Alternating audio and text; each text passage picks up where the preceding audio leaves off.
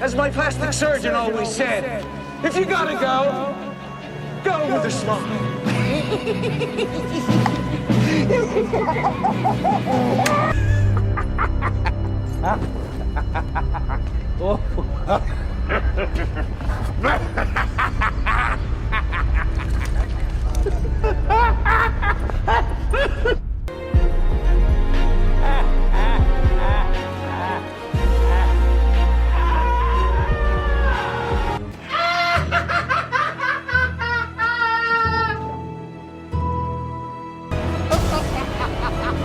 Is this a joke to you?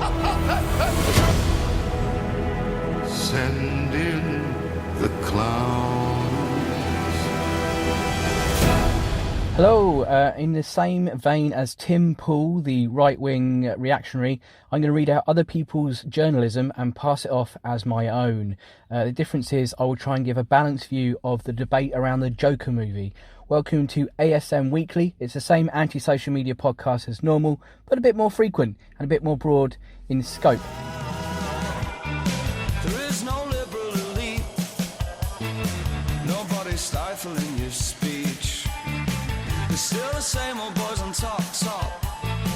You're quite a little melting pot. Nobody saying you can't be as vile as you want. Here are some headlines and short quotes from online articles about the new Joker movie starring Quan Fenix, which is out, of course, in early October. The Joker should not be idolised, so why do people do it? The mounting controversy surrounding DC movie Joker. The Venice Film Festival winner has raised questions about whether or not we're supposed to empathise with its central character. The Joker, a mentally ill and broke man with a warped relationship with his mother. The trailers suggest that Phoenix has brought all of his abilities to his role, his mental condition deteriorating before he heats up into full-on singing and dancing evil. Is the Joker a danger to society? Some reviewers have expressed concern that the title character in Todd Phillips' film may spark copycat violence. And let's not exclude the awful biased propaganda websites too, such as PJ Media, who say, woke people go batty over upcoming Joker movie they haven't even seen yet. And tiny weirdo Ben Shapiro's website, The Daily Wire, go with Joker movie slammed by social... Let's try again, because it's so fucking pathetic. Joker movie slammed by social justice warriors for glorifying, quote, incel, end quote, violence. Yes, mate, we're worried about your audience being influenced by the movie. Also, it's 2019, Ben, and you're still labelling people as social justice warriors. Get a life! Jesus Christ, man, you're like the Jared Leto Joker of journalists. Fuck's sake. To be fair, it was one of Ben Shapiro's foot soldiers who wrote that article, but that won't stop me from asking the question, if Ben Shapiro was a Batman villain, what would he be called and how shit would he be? Leave a comment on the audio podcast, or as most people do, leave a comment on the YouTube video if you're watching over there. I've personally gone with Ben Shapiro having the ironic moniker of Massive Baby Man because, you know, he's only 5 foot tall and yet he's still a massive baby. Perhaps his superpower is pissing his pants in BBC interviews or wherever he's actually brave enough to talk to real journalists who might push back on his nonsense. Careful, Batman! Massive baby has just shat his diaper because AOC still won't pay attention to him. Anyway, you get the point there. Now, we've been told that, quote, woke, unquote, people, or just like general people, as I like to call them, are showing concern about the new Joker movie. It's because the various trailers indicate that Joaquin Phoenix's version is essentially a sad, sometimes reclusive loser who turns into a psychopath. And this basically sums up many of the people we normal folk encounter on a day-to-day basis online. Now, I don't know if you noticed, guys, but we live in a society. If I laboured that enough. We live in a society and it does not understand Arthur Fleck, aka the Joker. It just doesn't understand Incel's pain either, does it, guys? Arthur Fleck, a misanthrope who is finally going to get back at the world. And unless Phoenix's Joker is completely removed from the comics and something we've never seen before and goes in a completely different direction, I doubt it. So we're basically going to see a guy who ends up his whole life is about mass murder and terror. And even greater for the incel community, he gets a lot of notoriety from his acts, as do they. The only thing that differs the Joker from the incels are two things. Number one, it looks like Arthur Fleck / the Joker has a girlfriend at one point in the movie, or at very least a friend who is a girl. That's very important. Either things are elusive to the incel. Her name is Zazie Beetz, that's the actress's name. He even kisses her in the trailer. And, this is not important too much, but it is related, she has dark skin. So on one hand, he's an incel, and on the other hand, the Joker isn't an incel. I'm not saying that all incels are racist, but the misogynistic element of incel culture, alongside the fact that they generally get radicalised into more far-right areas as well, means that a lot of them are fucking Nazis as well, basically. The second thing that differs Joker from incels in real life is that the Joker is funny, right? He is a professional comedian, presumably with more than one helicopter joke based on gender. I mean, I hope that's the case. If it's a movie that is basically Arthur Fleck convincing Robert De Niro to appear on Robert De Niro's TV programme by saying the words soy boy, triggered and safe spaces over and over again, devoid of punchlines or imagination, then I doubt it would have won the top award at the Venice Film Festival. But, you know, I might be wrong. I haven't seen it. No one's fucking seen it, which is kind of the point of this podcast. Only award judges have, and a handful of people. Lucky fucking bastards. Of course, you can't describe the Joker without using the word that triggers Mr. Shapiro and his incel fan base into oblivion, which is, of course, the word toxic masculinity. Joker's treatment of Harley Quinn throughout comic history, not necessarily this movie, but comic history, is abhorrent. She doesn't seem to appear in the latest Joker movie, but we might be wrong. Joker shows other toxic traits that critics worry will be applauded by the very worst people in society, which we live in, by the way, rather than learning that these are ways that you should not behave. And obviously, one of the most obvious examples of this is Fight Club, which led to Project Mayhem within Fight Club. And did the movie lead to fascism? In some cases, yes. You're supposed to make your own mind up about that. We're supposed to abhor the toxic masculinity character that is Brad Pitt, but he is very attractive, so a lot of people got confused, didn't they? Now, The Telegraph say of the film Fight Club regarding the film Joker as a sort of side-by-side look, quote, critics tried to work out if the film was a sly critique of meathead fascism or a feature-length recruiting advert for it. And we're doing exactly the same thing pretty much with the Joker right now, aren't we? Is it recruitment for incels? Or are we supposed to look down on them and think, oh, this is what we've got as a world now. We must change society, which we, by the way, live in. I don't know if you've noticed that. Let's take a story from my life, for example. People are worried that the Joker movie will radicalise young white boys. I'm a young white boy. And I remember I was radicalised in my youth by the Ninja Turtles movie, which explains why I now smell like I live in a sewer. It's a good job this is a podcast, really. Now, I'm actually moving towards a serious point here that people thought a cartoon, originally, Turtles, which later became a movie, or was it the other way around? I can't remember. They carried really dangerous fucking ninja weapons, and they lived underground, and they had a giant rat as their boss. And it was supposed to be a bad influence for kids in the 90s, like myself, to the point where they changed the name of the cartoon in Britain from Teenage Mutant Ninja Turtles to Teenage Mutant Hero Turtles, as if one word change stops kids from fucking going mental, I guess. It's good logic. But in reality, you know, we may have picked up some sticks and pretended they were swords, and I was Leonardo and my friend was Donatello, for example. There might have been a few splinters, a few cuts and bruises if we were acting out a little bit. But really, the only thing that happened from the Turtles movie that influenced people was that parents across the country, and indeed across the world, bought their kids turtles and terrapins as presents, thinking, oh, they like turtles, don't they? Well, this is kind of the same. Have a tortoise, you know? And then everyone soon realised that these are very dull pets that take a lot of, you know, you got to look after them and stuff. And so they just sort of threw them away or flushed them down the toilet or gave them to the RSPCA. It's basically quite tragic, really. Imagine if Disney keep on making their live action versions of films like 101 Dalmatians, which they definitely will. They'll basically had parents buying Dalmatians for their kids for Christmas and realizing that these dogs grow up to be massive and, you know, have to go for walks and stuff. And the whole thing will happen over and over again. It's kind of the same point I'm making, or am I diverging just because I had a funny thought? Who knows? Let me know in the comments section. Yeah, so Turtles, Fight Club, Joker, right? Joker, he's rebel. He's a rebel at the end of the movie. I'd imagine he is in the comics anyway. He's brash. He doesn't care who's affected by his insanity, and he's often narcissistic. All traits that incels admire in their heroes, such as Donald Trump or all the other right-leaning reactionaries that incels generally follow.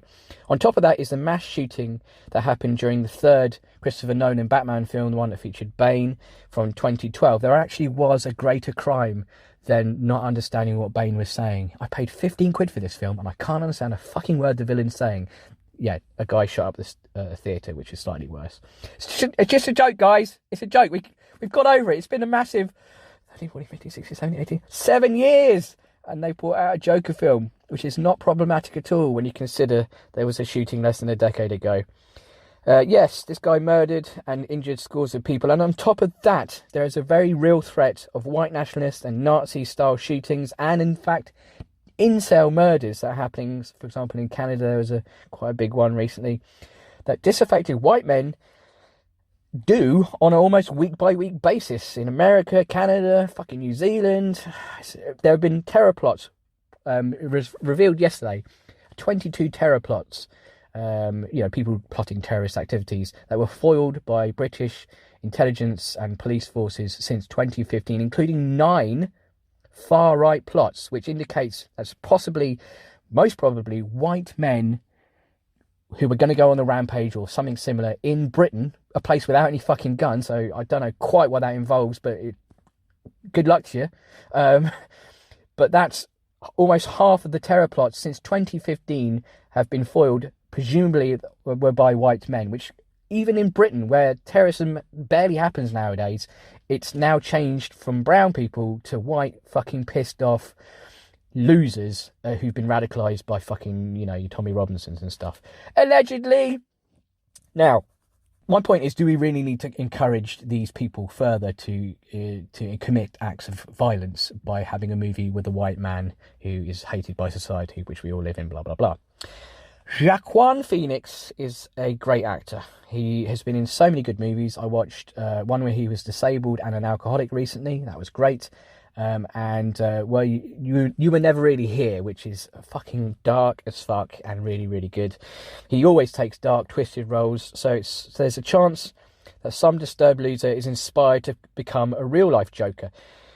God knows there's enough of these fucking losers about, and social media is where they roam. It's almost like amplified them a million times, and that's kind of what helps scare us regular folk into thinking there might be some violence from this movie, is the fact that social media has amplified these people so much. It's like they're everywhere, when hopefully they're just people who are being a bit loud. Those people who pretended to be Nazis ironically ages ago. Kyrgyzstan, this isn't a Nazi flag, it just looks like one, and I'm going to say stuff that Nazis say, but I'm not one, it's just ironic. And then, it's hard to put a number on them, but lots of them went to Nazism. The rest of them went to a march with a tiki torch and then said they were embarrassed and it was just a joke. We're hoping it's the latter for the incel, quote-unquote incel community here.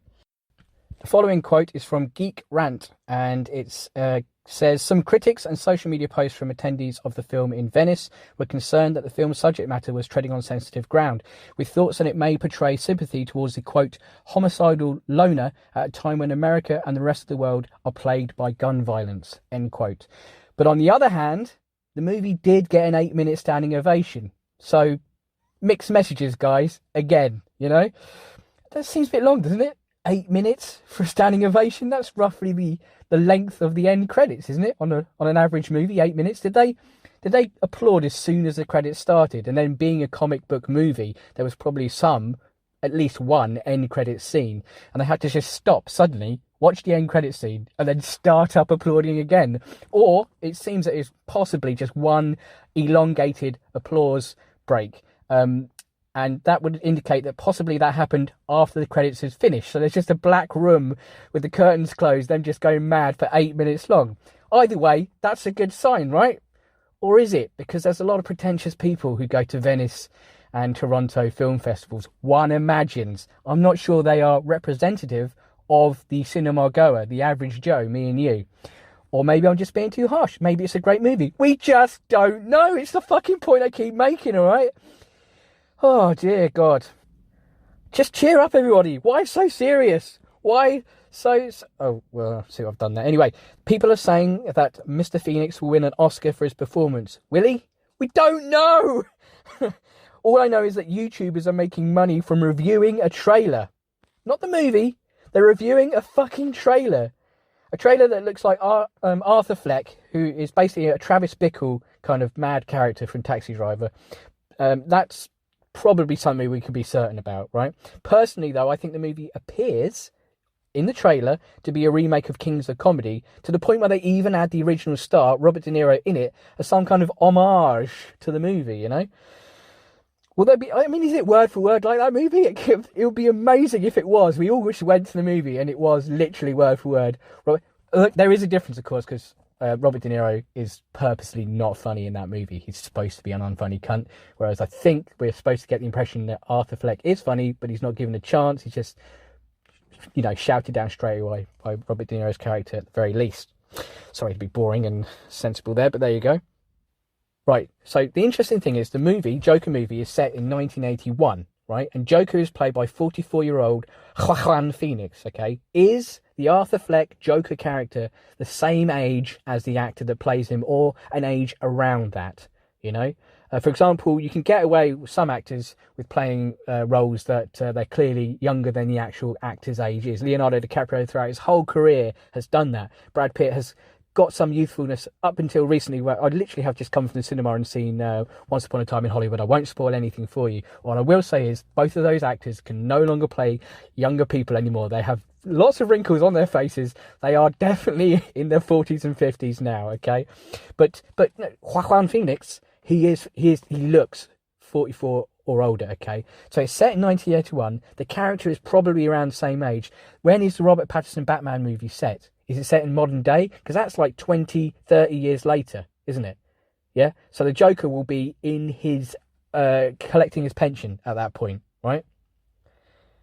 Will the Joker from this movie be in the Batman movie in the future, which may be set in the present or the future or the past? We just don't know. I have a theory that this Joker movie is like the foundation of the Joker experience. It's just a man who goes a bit mad, and then another man in the future, in the Batman future, the Robert Pattinson future, is inspired by an incel Joker and becomes an even bigger incel Joker. I mean, it's a never-ending cavalcade of fucking headaches here. You know, it's like, okay, so we're thinking that this is going to cause some violence. What if it sparks off a... Anyway, okay, I'm making it too fucking painful. If anyone follows what's going on right now, leave a comment. Otherwise, the last couple of minutes has just been bizarre. I apologise. The movie, as I said earlier, also stars Zazie Beetz from Deadpool 2. She was Domino in that. And the excellent Atlanta TV series. If you haven't seen it, then you need to sort your life out immediately. It's amazing.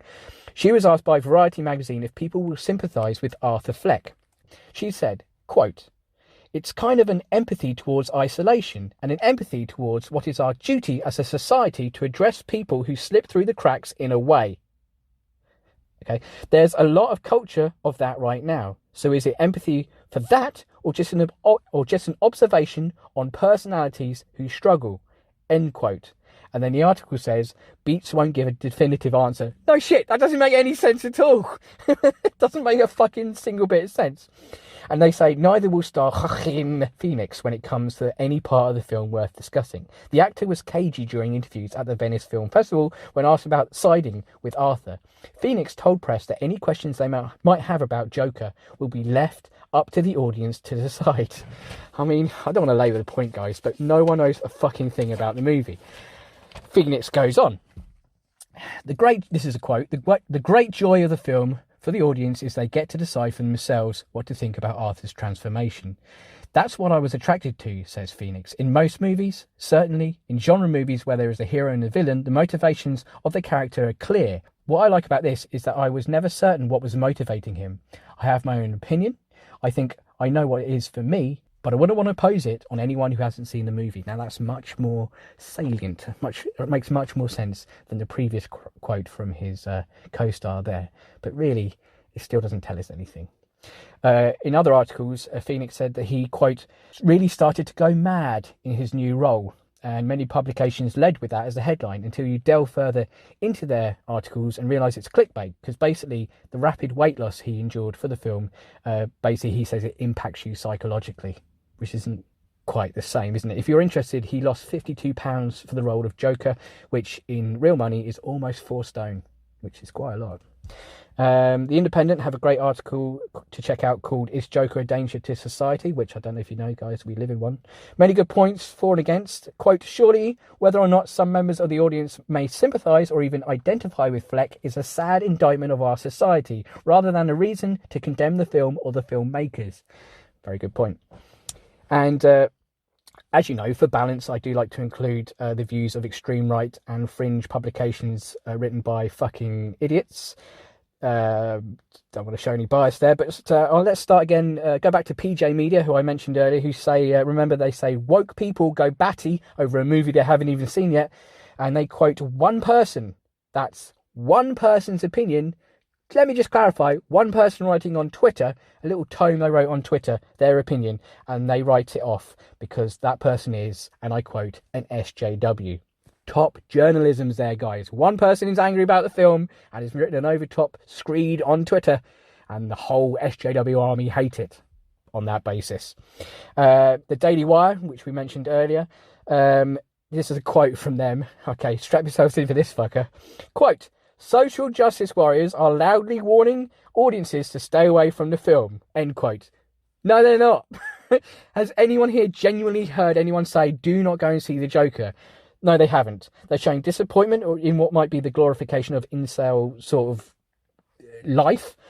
And they're worried about copycat violence. And that is literally all it is. That's the entire argument from the SJWs, or people, as I like to call them. Again, this article from Daily Wire goes on to quote that one person that was quoted in PJ Media. That one person out of all of Twitter and out of all of people on Earth is going a bit mad, and they quote that one person as being a bit over the top, meaning all SJWs are bad. Great journalism's times 2. Right, there are better journalists who are out there who point out that it's clear that Fleck is troubled and turns into a monster, and they say rational audiences won't want to emulate a monster, but they then point out, this is multiple articles, point out that crazy audiences aren't actually that rational. And Taxi Driver and National Born Killers inspired 9 crimes between them, including one kid who cut off his classmate's head at school, and when he did it, he said he wanted to be famous just like the Natural Born Killers. So there is a precedent here to be worried about some fucking cunt painting his face up like a clown and going out with a gun and killing people, or somehow, if he is a proper Joker, creating some kind of gas which causes people to laugh themselves to death. I don't think we're quite there in the DC movie franchise yet, but you never know, it could happen. There's a great article in New Republic which looks further at Twitter's reaction, but not in a stupid way like the Daily Wire did. Quote, this is from a Twitter person themselves that they've uncovered. Quote, blue checkmark accounts are paranoid. Every mediocre white dude is going to become a mass murderer, are they, after watching a comic book movie? In 2019, SJWs have become paranoid church ladies, end quote. Now, it's not bad. It's one of in a million of, oh God, the left are fucking going mad about this film, which is actually readable and made me laugh a little bit. We're all like church ladies, paranoid church ladies. I just found that quite good. And that same article uses an excellent pun, in celebration of that culture. It's an in celebration movie, which I thought was quite good. I've got 2 more points to make, guys, if you're still with me, and then you can bugger off and do something else. Right, point number 1 is only a handful of people have seen this movie, mostly critics and whoever's lucky enough to go to Venice or Toronto to watch to a film festival, which very possibly is invite only. The worry that we all have is genuine and justified. I think most people would agree with me, and I think I've made that point in this podcast. But the film has also been labelled a masterpiece, and has won a prestigious award already. However, on the flip side, so did a Roman Polanski movie, right? Therefore, we still can't draw any conclusions. You can't fucking say, it's a masterpiece. But then again, we'll give this fucking rapist an award as well. You know? And also, make your mind up about cancel culture, because I can't remember who said it, but someone on Twitter said Roman Polanski is proof that cancel culture doesn't always work, right? And cancel culture is not happening about the Joker. If anyone says it is, they're making it up and trying to start a controversy. Point number 2, and my final point. Everybody is talking about Joker, and mainly just the trailer, not the actual fucking film, right? People are reviewing trailers as that's some kind of worthy content, and I'm reviewing the reviewers of that trailer as if I'm providing some kind of worthy content, okay? Everybody is talking about it, is my point. All publicity, good or bad, about this movie is good publicity. Every fucker wants to see it, right? It's worked, okay? I cannot wait to see it. I love comic books. I love Batman. I love the portrayal of Joker in so many different... Not Jared Leto. That doesn't count. But so many different comics. He's a brutal cunt. And I love to see that on screen. And the worry is still there, though, okay? I've booked the day off work the next day, yeah, so I can see the midnight showing in early October, and I'll book the next day off so I can have a good old sleep afterwards and sort of think about it before I go to bed and maybe touch myself. Midnight showing, so that's what I'm going to do, watch it on my own. That's what I love doing about these comic book movies. That's a lovely little added addition to cinema going in this country, and I think across the world, is the midnight showings on your own, because everyone else has to go to work tomorrow, so they refuse to go. And I'll leave you with this tweet from Andy S, aka at CIA GoFundMe, who says, and I quote, "I'm going to the Joker movie by myself, but I'm buying 2 tickets, so the theatre don't call the police on me." Oh, shit. That's a very good point. I think I'm going to follow that guy's lead. Ladies and gentlemen, that's all from the bulk of the podcast. Thank you for listening. You can turn off now if you wish, but if you want to keep on listening, I'm just going to give you some very brief admin. We're available as an audio podcast on various websites: Spreaker.com, iTunes, SoundCloud, Mixcloud, Stitcher, all the ones you can think of. You'll probably find it there. And if it's not on the thing you can think of and it's not there, please let me know and I'll add it to it so it's easy for you to get. Please tell people about this podcast because it's got a very small audience, but you know, it's a good show, and I know that most people who listen to it do enjoy it. Also, it's available on YouTube, where half the people will listen to it. I'm sorry there's no visuals. I got a little bit of feedback last time saying, where are the visuals? It's a podcast, guys, okay? I'm doing one more video, maybe a series of around one subject, and that subject is alcohol. See if you can make any links about what that might be about, whether it's good or bad. It's a comedy video, but also very analytical, and it's my final video I'm going to make on my channel, and I'm going to put 3 months of effort into it. I've already written so many thousands of words. It's going to be big, and that's it. After that, all I'm going to upload to YouTube are podcast episodes. So from now, weekly, you're going to get a podcast episode. So please subscribe and tell people about it. Let people know about it. And finally, if you enjoyed this rambling mess and you thought, well, that's worth a few quid, then you're an idiot, right? But if you think that you want to send me money, right, I am poor at the end of the day, right? Capitalism doesn't work for everybody, and we haven't quite got to socialism where people give me their money yet. So basically, I require some cash from you if you can spare it, but only if you can spare it. And I'm talking about $1 or a pound or whatever, okay? So there is a PayPal link below, wherever you're listening to this, YouTube or otherwise. There is a Patreon link below you can get involved with. I only charge every 2 or 3 months for that, and it's only for videos. If you really want to save some money, remember there's only one video left, so there's only one payment. And alternatively, and what I kind of recommend is you buy me a coffee via Ko-Fi. That's KO-FI. Again, all the links are below. Guys, thank you very much for listening. Let's enjoy the movie and stay safe, guys. Okay, fucking lock all your doors and have the police on speed dial. Thank you very much for listening, and until next time, laters, baters.